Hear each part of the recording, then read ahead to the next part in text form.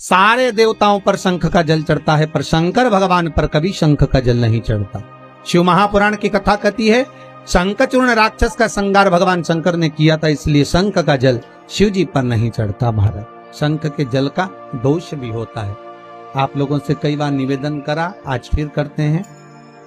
शंख अलग अलग होते हैं, विष्णु शंख होता है, गणेश शंख होता है, लक्ष्मी शंख होता है।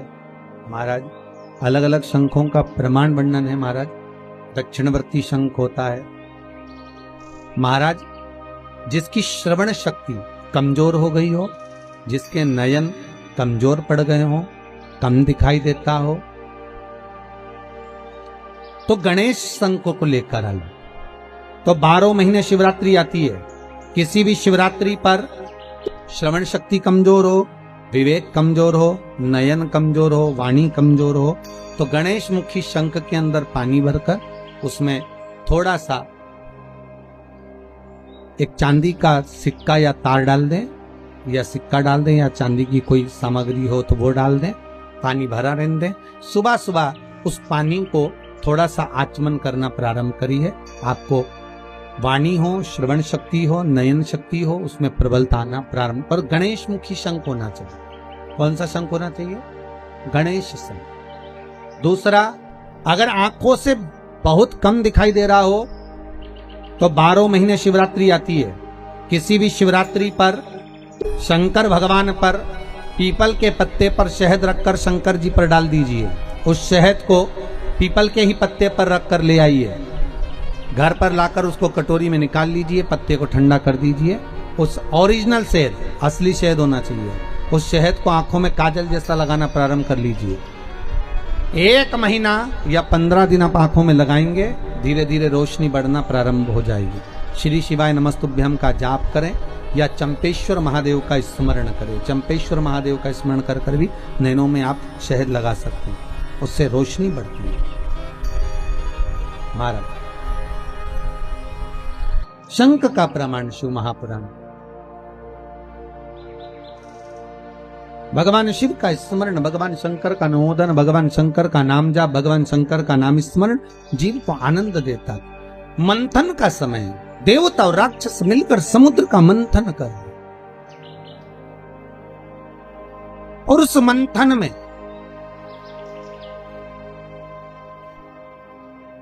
सबसे पहले अगर प्राप्त हुई है तो गौ माता प्राप्त हुई।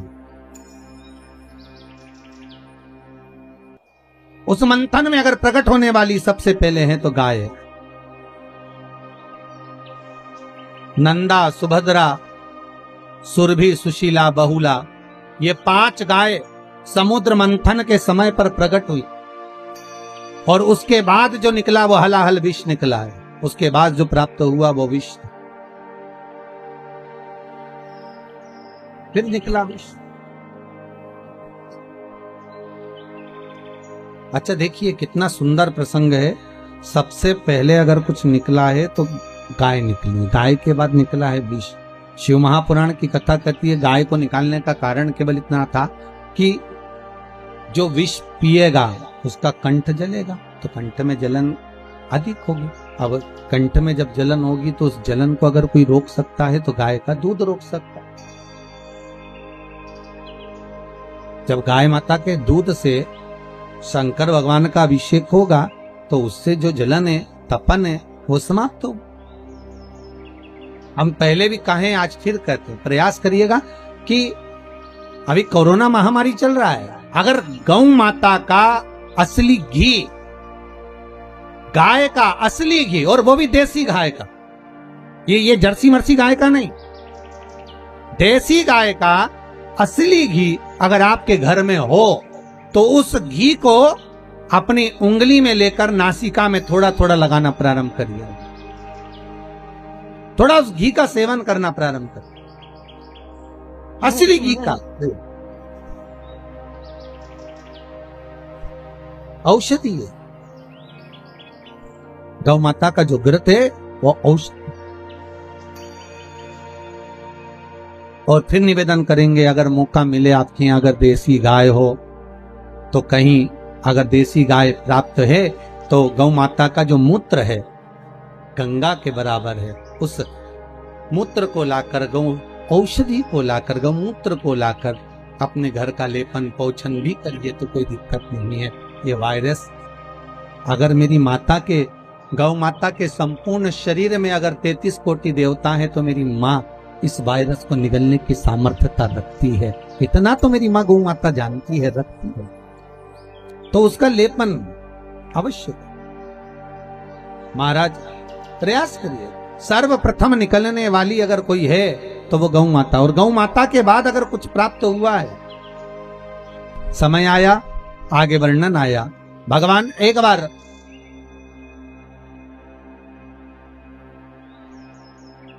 शिव कथा कह रहे हैं, तारकाक्ष, विदुमाली, कमलाक्ष की, ये तीनों की तीनों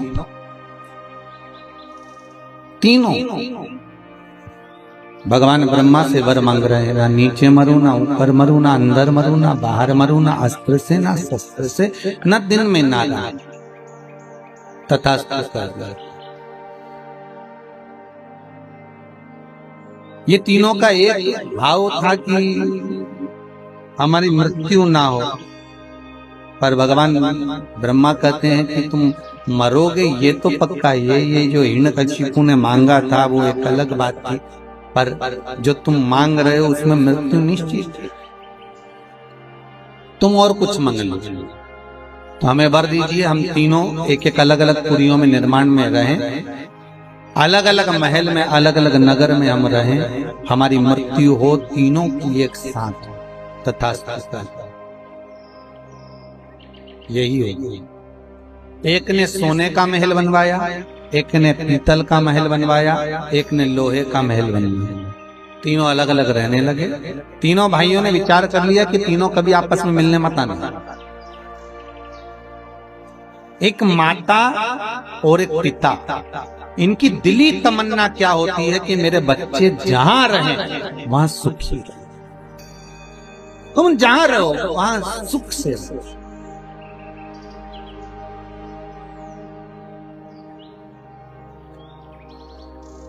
तुम्हारी मर्जी पड़े जहां रहो, पर स्वस्थ और सुखी रहो। कोई माता पिता ये नहीं कहेंगे कि सारा घर का पूरा व्यक्ति घर के अंदर ही रहे। नहीं नहीं नहीं, आप तो जहां रहो वहां अच्छे से सुखी हो।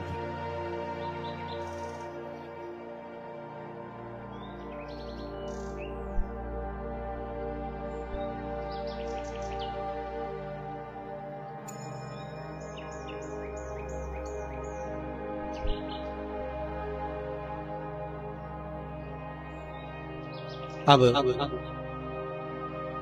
तीनों अलग अलग रह रहे थे, पर उपद्रव इतना मचाया इन तीनों ने कि देवता उन परेशान हो गए, और देवताओं ने आपस में बात करी कि इनको मारे कौन। तो सब ने जाकर शंकर जी से निवेदन करा, भोलेनाथ जी इनको तो आपको ही मारना पड़ेगा। शंकर भगवान बोले मारने को तैयार हूं, पर बात इतनी सी है कि तीनों मरेंगे तो एक साथ मरेंगे, और इन तीनों को एक साथ लाना के लिए 33 कोटि देवता सारे पशु बन जाए, और मैं तुम्हारा पति बन जाऊं। मैं तुम्हारा पति बनकर बड़े नंदी का रूप धारण कर कर तुम्हारे पीछे पीछे भागता हुआ आऊंगा। तुम इन तीनों को अपने अपने महल से निकाल कर एक जगह पर लेकर आना। तीनों का मैं संहार कर दूंगा। तीनों को इकट्ठा कर कर एक जगह पर लेकर आए। भगवान बड़े नंदी का रूप धारण कर कर उनको मारने के लिए आतुर हुए। जैसे ही आतुर हुए, तारकाक्ष बिनु मामली को तो मार दिया, कमलाक्ष की ने फरसा उठाकर भगवान शंकर का गला काट दिया। शिवजी नंदी के रूप में आए थे। शंकर का जैसे गला कटा, वो कटा हुआ गला नेपाल में जाकर गिरा। शिवजी का धड़ केदारनाथ जी के रूप में विराजमान हुआ। पर शिवजी ने देखा यदि ये आज नहीं मरे तो फिर नहीं मरेंगे, तो शंकर भगवान ने सोचा इनको मारना जरूरी है। शिवजी अपने असली स्वरूप में आ गए। त्रिशूल उठाकर तारकाक्ष विदुमाली को मारा। जैसे ही मारा, कमलाक्ष की मारने के लिए पीछे से दौड़ा। भगवान ने पीछे का कोना, उस त्रिशूल की नोक, पीछे का भाग कमलाक्ष की को दिया। तब जाकर ये तारकासुर के 3 पुत्र मरे। देवता आनंदित हुए। तब देवताओं को लगा कि अब सुख का भान होगा, अब आनंद की अनुभूति होगी। अब आनंद की अनुभूति होगी। अच्छा, देवताओं के साथ और आपके साथ और हमारे साथ एक जैसा ही होता है। अपन थोड़े दिन अच्छे से जीते हैं, इसके बाद लगता है अब सारा दुख, सारी तकलीफ, सारा कष्ट चले गया। होता है।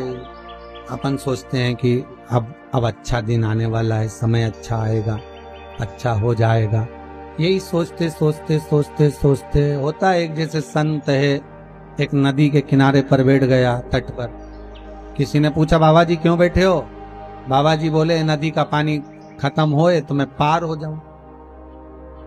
दूसरे ने कहा, बाबा जी ये नदी का पानी कभी खत्म नहीं होगा, तुम्हें पार होना है तो नाव में बैठो और चले जाओ। संत कहने लगे, इसलिए तो समझाने के लिए बैठा हूं कि दुनिया के लोग सोचते हैं बस ये समय निकल जाए, इसके बाद फिर अच्छा समय आएगा, ये समय निकल जाए इसके बाद अच्छा समय आएगा। मालूम पड़े पानी बहता रह गया, तुम बैठे की बैठे ही रह गए। इसलिए निवेदन है, भगवत भजन की नाव पकड़ो, राम नाम कृष्ण नाम शिव नाम जपते हुए इसको पार करते रहो। ये भव सागर की नदियां है, बहती रहेगी। पार होने का तरीका केवल शिव महापुराण, राम कथा, कृष्ण कथा ही है जिसके माध्यम से हम पार हो सकते, हम पार निकल सकते। बस साधन वही है, कोई दूसरा नहीं।